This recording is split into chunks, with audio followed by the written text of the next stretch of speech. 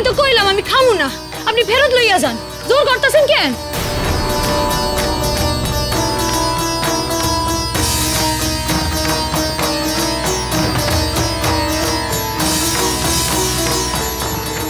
কি হয়েছে বিনি?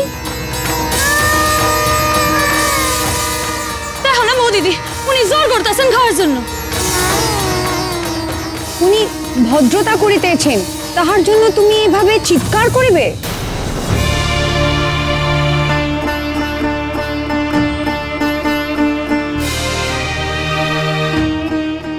আমার ভুল হয়েছে ওইভাবে কথা কওয়া, আপনি আমারে ক্ষমা কইরা দেন। কেউ যদি এভাবে ক্ষমা চায় তাকে ক্ষমা করতে হয়, আমিও করব, কিন্তু তখনই যখন আপনি আমার একটা প্রস্তাব রাখবেন।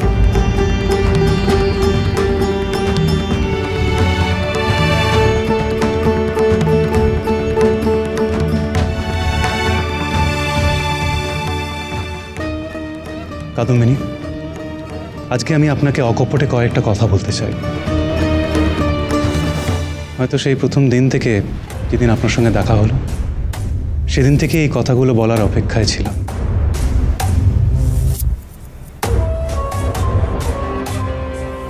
আপনার সংস্পর্শে এসে আমি ভালো মানুষ হয়েছি। এর আগে যে মেয়েদের ব্যাপারে আমার ভুল ধ্যান ধারণা ছিল, সেগুলো সব বদলে গেছে কাদম্বিনী। আপনার রূপে, আপনার গুণে আমি মুগ্ধ।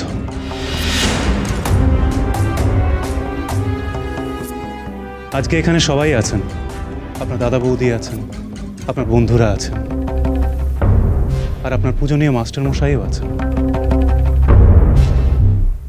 আজ সবার সামনে আমি আপনাকে আমার জীবন সঙ্গিনী হওয়ার প্রস্তাব দিচ্ছি।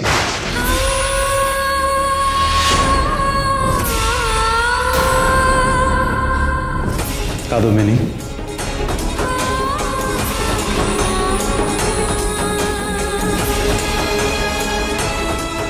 will you marry me?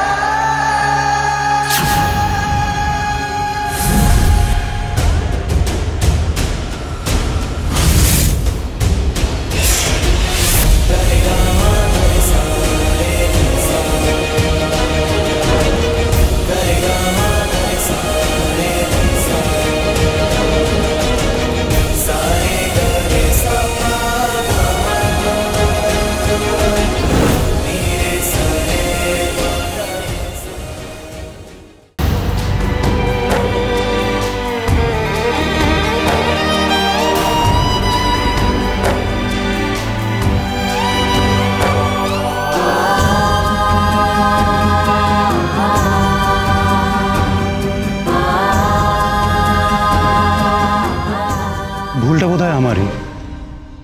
এইভাবে সবার সামনে হয়তো আমার প্রস্তাবটা রাখা উচিত হয়নি।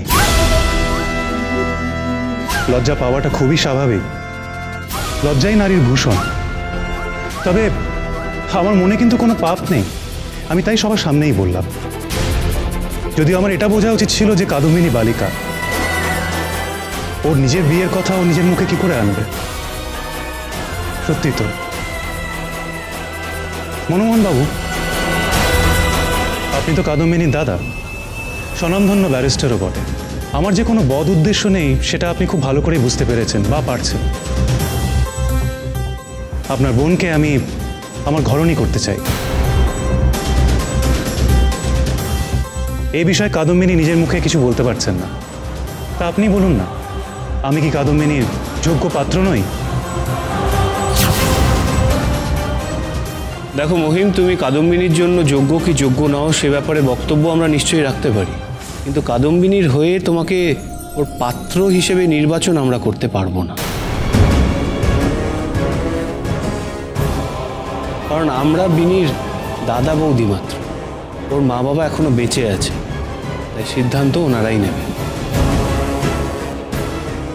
আর তাছাড়া আমাদের পরিবারে মেয়েদের ইচ্ছা অনিচ্ছাকে মূল্য দেওয়া হয়, সুতরাং এর উত্তর বিনি একমাত্র দিতে পারে। বিনি যদি চায় তবেই কথা এগোবে, নয়তো নয়।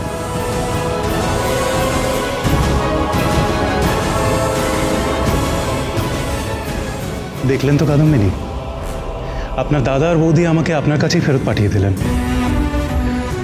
তাই আপনার উত্তর হ্যাঁ কিংবা না যাই হোক না কেন, আপনাকে নিজের মুখে দিতে হবে। বলুন প্লিজ, প্লিজ, লজ্জা পাবেন না। কি হলো, বলবেন না?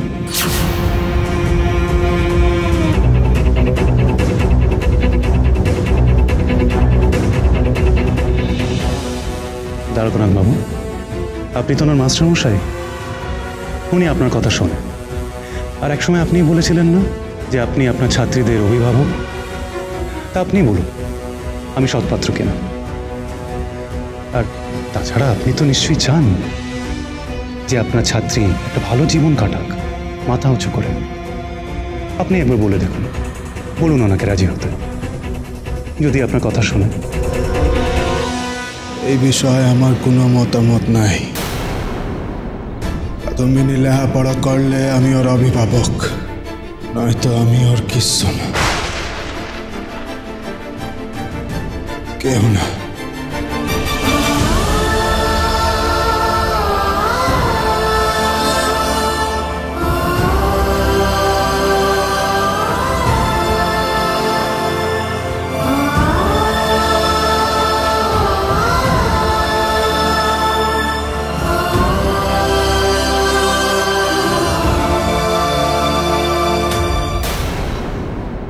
বেশ, মৌনতাই সম্মতির লক্ষণ। সেই সূত্র ধরেই আমি মানলাম যে কাদম্বিনী আপনার সমর্থন আছে। না,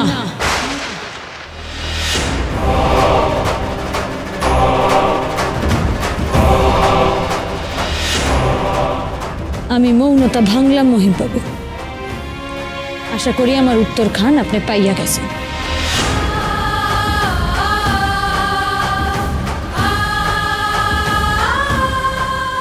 কাদম্বিনী, আপনি মহিম ভাইয়া, বলছিলাম যে আজকে এসব থাক না, আজকের দিনটা তো হইচই করার দিন। আর দেখো সবাই কেমন মূর্তির মতো দাঁড়িয়ে রয়েছে, এদিকে তাকিয়ে হাঁ করে। ছাড়ো এসব। ভুল করবেন না কাদম্বিনী, আমি আবারও বলছি, রাজি হয়ে যান। আমার উত্তর আমি দিয়া দিছি। না, না, না।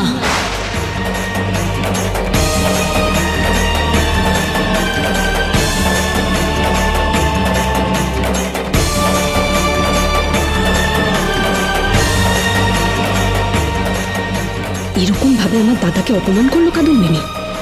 ও নিজেকে কি ভাবে? ওর এই অসভ্যতায় এই প্রথম আমার খুব আনন্দ হলো।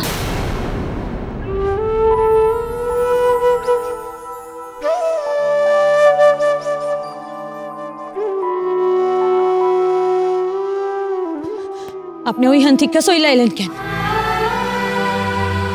এইখানে আমার কোনো ভূমিকা নাই, সেইখানে তান পছন্দ করি না। আপনার কোনো ভূমিকা নাই? আমি না আপনার ছাত্রী, এখন বাইরের লোক আই আমারে বিয়া করতে চাইলো, আর আপনি কিছু কইলেন না। বিয়া বিয়া তো তোমার ব্যক্তিগত বিষয়। ছাত্রীকে ব্যক্তিগত জীবনে আমি হস্তক্ষেপ করতে চাই না। আমি যে বিয়া করতে চাই না এইটা আপনি জানেন না? চাইতেও তো পারো, চাইলে বিয়াও করতে পারো।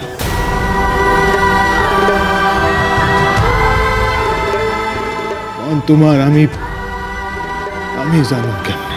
আপনি জানেন না? আমার মন আপনি জানেন না? আপনি জানেন না যে আমি লেখাপড়া ছাড়া আর কিছু করতে চাই না? কেমনে জানো? কেমনে জানো আমি? মানুষের মন বসাছে বড়ই কঠিন। তবুও তার কার্যকলাপ দেখা কিছুটা হইলেও আন্দাজ করা যায়। তুমি লেখাপড়া না কইরা লোকের বাসায় গিয়া নিমন্ত্রণ রক্ষা করতে পারো, এটা দেখতে পারো, তো লেখাপড়া সাইডা দিয়ে তো বিয়াও করতে পারো, নিশ্চয়ই পারো।